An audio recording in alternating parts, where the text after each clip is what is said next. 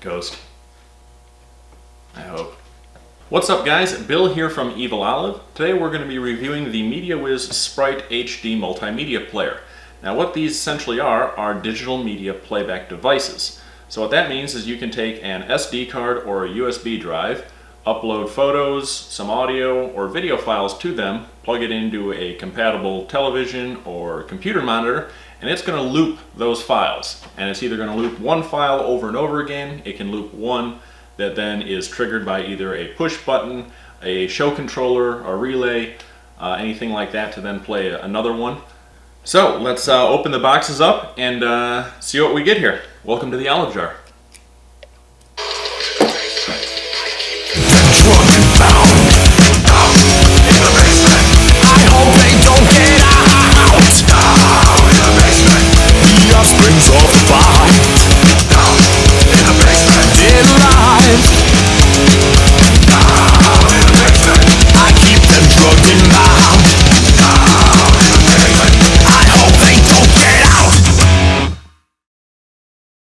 So let's see what we have in our boxes here.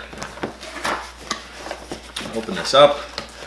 We have our digital media player. It's a cardboard.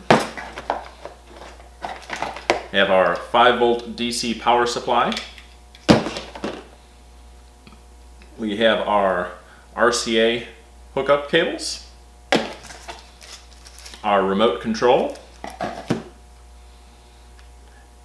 And our screw terminal plug for our I/O. So we have first we'll look at our media player box itself. On the front, from left to right, we have a USB input, our power LED, our infrared sensor for the remote control, and our SD card slot. And on the back here we have our 5-volt DC power input jack. We have our AV cable input jack for our RCA cables, our HDMI, and our I/O. Now, you can use either a USB or an SD card with this. If you're doing HD playback, they recommend doing an SD card just because it is a faster transfer rate and you'll get better quality, especially if what you're doing is high definition files. I would recommend either a Class 6 or a Class 10 SD card. Obviously, the higher you go, the faster the transfer rate. So if you're getting some programs from Atmos FX or Hi-Res Designs or any of the other digital media companies, you will get better quality of an image out of your device here. This Sprite player does do 720p as well as 1080p high def, so it doesn't matter the file type that you use. The video that I have on here is in 720 just because that's all YouTube allows me to upload, so I don't have an option to do 1080. However, 1080 will obviously be clearer, and if you do get some of the files from some of the digital media companies, those are going to be in 1080. The power draw on these, this uses a 5-volt DC power supply. Very important that you use a regulated power supply if you do not use the one that they give you.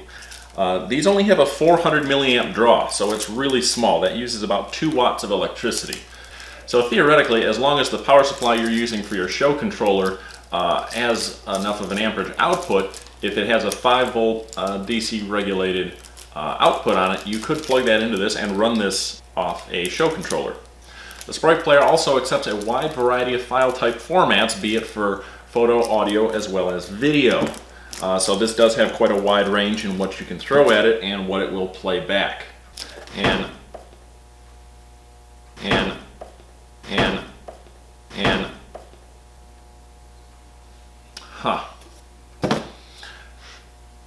Apparently it's haunted. Thumbs up, right? Cool. So where you go to the website to get the user manual from, they also offer firmware updates. So as time goes on and if they decide to add anything new to it, or if there are any bugs that come up, you can update it via the USB or SD card. Really easy. I already updated both of these. It only took about 2 minutes. No big deal.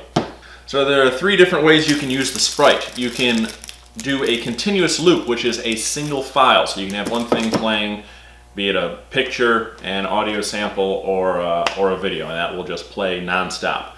You can loop it with a trigger, 2 files, whatever you want to have on there initially, and then it can be either a push button, you could hook it up to a relay, you could hook it up to a show controller, an Arduino, or Raspberry Pi, anything that's going to give it a low voltage signal, and then it will play the second file, and then as soon as that's over, it will go right back to that original loop file. Also, for our second option, you can hook up a sensor directly to the I/O port, or the I/O plug here, and it will then just work off a sensor. You do not have to have it plugged into a switch or anything, so you can take a PRI sensor, a motion sensor, requires no more than a 5-volt input. The Sprite box here will actually power it itself. The third type is also a loop and trigger, however that's over serial control. So if you were to hook this up to a Raspberry Pi or an Arduino and write your own code, you could actually have this play up to 200 different files based on various input triggers. That's a little more advanced, so we're not going to get into that. I don't think anyone in the haunt industry right now currently needs that. I could be wrong. Prove me wrong. I would love to see that. That would be probably very intense. So let's put it together real quick. We're going to be using the HDMI port, and anything that is 1080p, I recommend using the HDMI just because it's going to give you a better picture. So we're going to plug that in and plug it into our TV. We're going to take our I/O plug and unscrew the terminals and slip in this little switch that I rigged up here. And we'll take our power cord and plug that in. And then I have my files on a SD card, but you can also use a USB. And then you can play around with the menu. A very user-friendly interface. You set it basically whether you're doing photos, audio, or video, and that's it. It's already set up in video control mode. What? I'm busy. So setup, as you can see, is very simple for this, and then once it's all set up, all you have to do is go ahead and push your button. It gets triggered.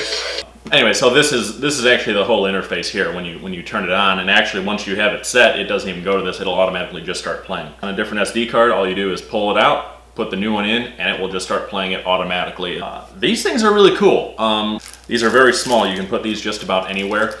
These guys will be at Transworld. If you were to go online to their website, you could buy these right now for $89, and that comes with everything you see here. You get your power supply, you get your remote control, your RCA outputs, and your I/O plug, as well as the Sprite box. So $89 will get you that. If you see these guys at Transworld, they are doing a sale, so it will be $79. You save $10 off the list price.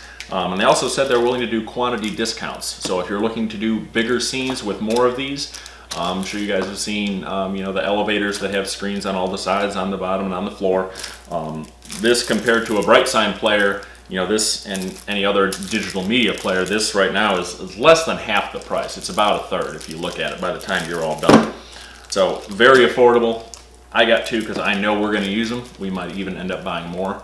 If you're looking to order these, like I said, at Transworld, $79 will be the sale price. You can email sales@teamkingsley.com. They respond really quick. Every time I've emailed them, even after hours, I get a response within about 2 hours.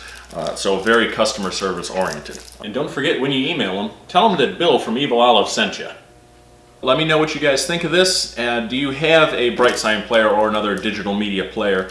What do you think of it compared to this? Is size and price any different? Are there people out there who already have this and like it or don't like it and prefer something else?